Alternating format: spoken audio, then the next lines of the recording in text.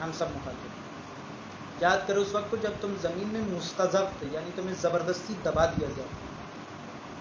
جب تمہیں زمین میں زبردستی دبا دیا گیا تھا، وَاذْكُرْ اِذًا تم قلیل کم تھے، مستضعفون دبائے گئے تھے، فی الارض زمین میں، تخافون ان یتخطفکم الناس اور تمہیں یہ خوف لاحق تھا کہ لوگ تمہیں نا اچک کے لے جائیں گے، اٹھا لیں گے، غائب کر دیں گے. تم تھوڑے تھے، زبردستی دبائے جا رہے تھے کیونکہ تمہارے مقابلے والے زیادہ تھے اور طاقتور تھے. تم تھوڑے تھے اور کمزور تھے، وہ زیادہ تھے اور طاقتور تھے. وہ زبردستی تمہیں دبا رہے تھے. مستضعف جو دبنا نہ چاہے لیکن زبردستی اس کو دبایا جائے، اور چونکہ وہ ضعیف ہے اس لیے کمی کی طاقت کی وجہ سے دب جائے وقتی طور پہ، اسپرنگ کی طرح.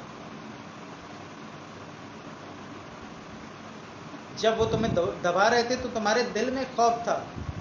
تخافون ان یتخطفکم الناس، تمہیں اندیشہ رہتا تھا کہ وہ لوگ تم پر جھپٹا نہ ماریں، تمہیں اٹھا نہ لیں، اچک نہ لیں، اٹھا نہ لیں، غائب نہ کر دیں.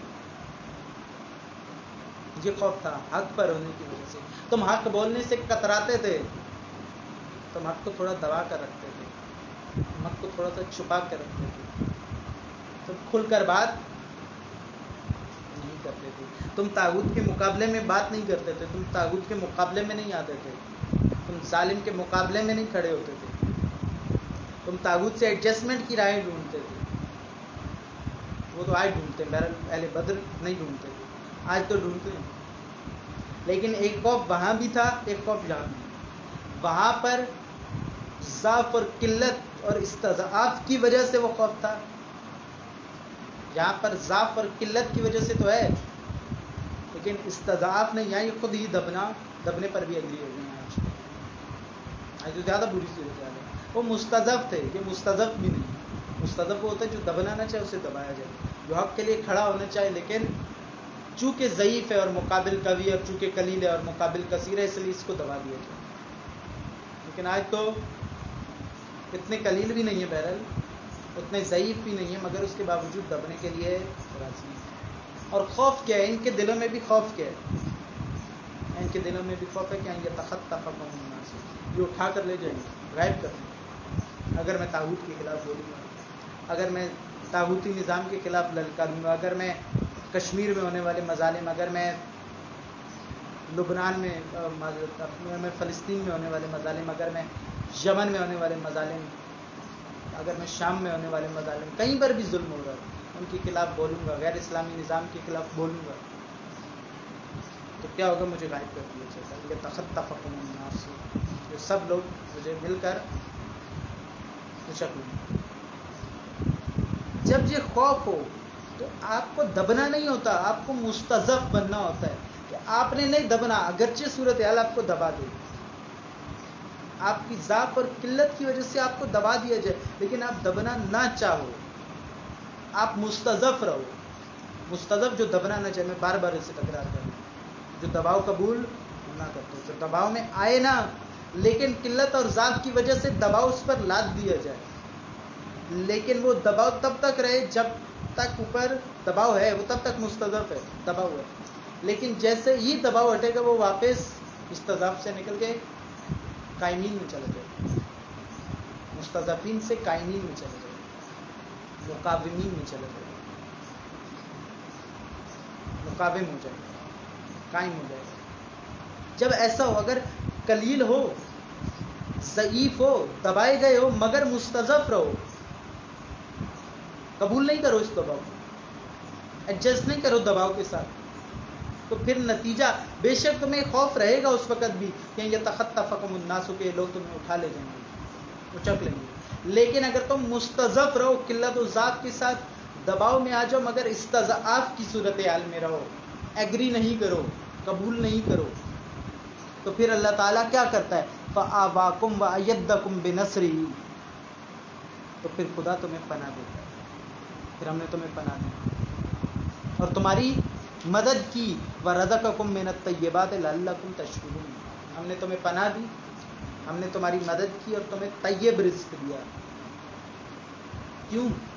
کیونکہ تم مستضعف رہے تھے، تھا، بنا نہیں چاہ رہے تھے. ایسا نہیں تھا کہ جب مکہ کی صورتحال میں طاقت بھی دشمن کے پاس ہے، یعنی سیاسی طاقت بھی دشمن کے پاس ہے، عسکری طاقت بھی دشمن کے پاس ہے، اقتصادی طاقت بھی دشمن کے پاس ہے، تو وہ نعرہ لگایا جائے کہ یہاں پر اس خطے میں حکومت اسلامی کا نفاذ نہیں ہو سکتا، حکومت نہیں بن سکتی. رسول اللہ کو بھی مشورے دیے جائیں، یا رسول اللہ یہ ضد چھوڑ دیں، معاذ اللہ آپ نظام کے نفاذ کی، آپ نظام کی بات چھوڑیں، آپ چلیں ہم ان سے بات کرتے ہیں، جسٹ آپ ہمیں ایک مسجد بنانے دیں، یہ اپنی عبادتوں میں لگے رہیں، یہ اپنے سسٹم کے تحت عبادتوں میں لگے رہیں، ہم اپنی عبادتیں پرستش شروع کر دیتے ہیں، ہم اللہ کو مانتے رہتے ہیں، یہ لات و منات عزا کو مانتے ہیں.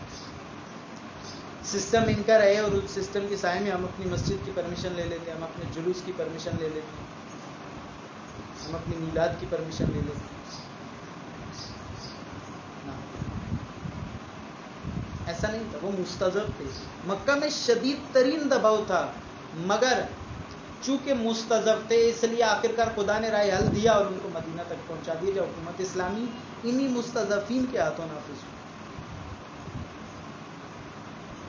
جب یہ مستضعف رہے انہوں نے قبول نہیں کیا اس صورتحال کو، آخری حد تک آنے والے دباؤ کے باوجود طاغوت اور طاغوتی نظام کے ساتھ قبولیت نہیں کی، گھٹنے نہیں ٹیکے.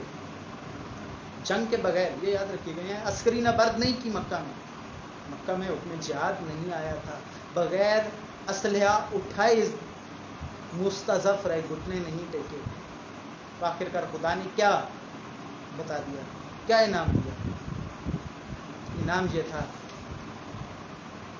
کہ اللہ تعالیٰ نے فاواکم، ان کو پناہ استضعاف سے نکالا، وایدکم بنصرہ، اور خدا نے اپنی مدد سے ان کی تائید کی، ان کو نصرت عطا کی اپنی جانب سے، ورزقکم من الطیبات.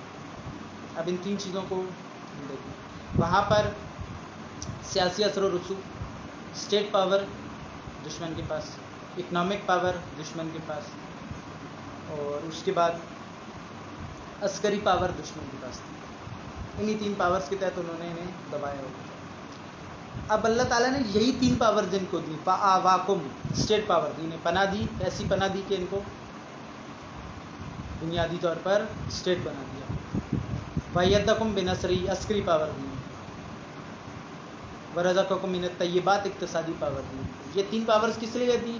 تاکہ مغرور ہو جائیں، پھر سے طاغوت کو قبول کر لیں، یا خود کو سب کچھ سمجھنا شروع کر دیں کہ سب کچھ ہم نے خود اپنے بلبوتے پر حاصل کیا. نہیں، لعلکم تشکرون، تاکہ تم شکر کرنے والے، تاکہ تم اس کو استعمال کرو، پناگاہ کو استعمال کرو، نصر کو استعمال کرو، رزق کو استعمال کرو. کس لیے؟ تاکہ خدا کا دین مزید غالب آئے، تاکہ خدا کے دین کو مزید نصرت ملے، تاکہ خدا کا دین مزید چھا جائے، تاکہ خدا کے بندے جو غیر خدا کی بندگی میں مبتلا ہیں وہ خدا کی بندگی میں آ جائیں. یہ صورت ہے.